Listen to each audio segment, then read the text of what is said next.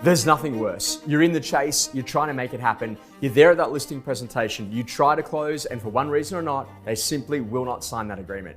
You walk out, you send them a proposal, you do everything that you're supposed to do, and then all of a sudden you receive the text message, the phone call that goes through to voicemail, or some sort of email from the client advising that they've made the decision to go with another agent.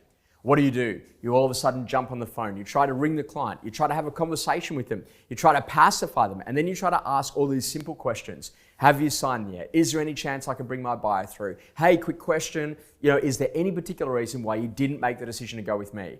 And then it happens. The customer gives you some sort of feedback. They say something to kind of let you down gently, and the problem is that you actually fundamentally believe it.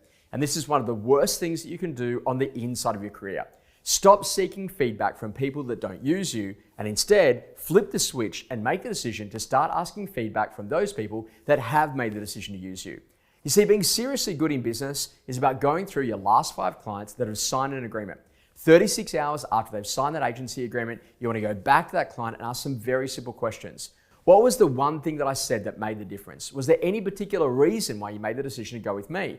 And if you had to put it down to like one different thing that was done in the process of how we met, the conversations that happened, what would be the thing that you thought was the game changer that made you make the decision to use us?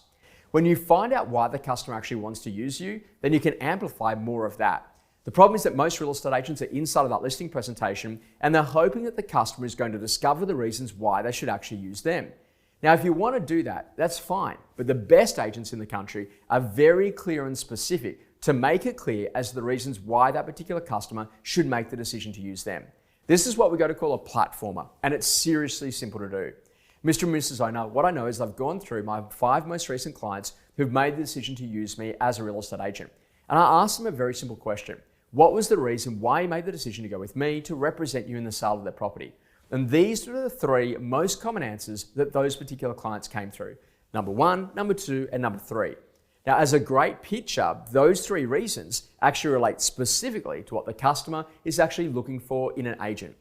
Your skill as a great agent is to find out what people want and deliver it. It's that capability to be a phenomenal chameleon, but to really make sure that you're selling the features and benefits that relate to the specific needs that the customer actually has. Start seeking feedback from people that use you, amplify what works, and do more of that.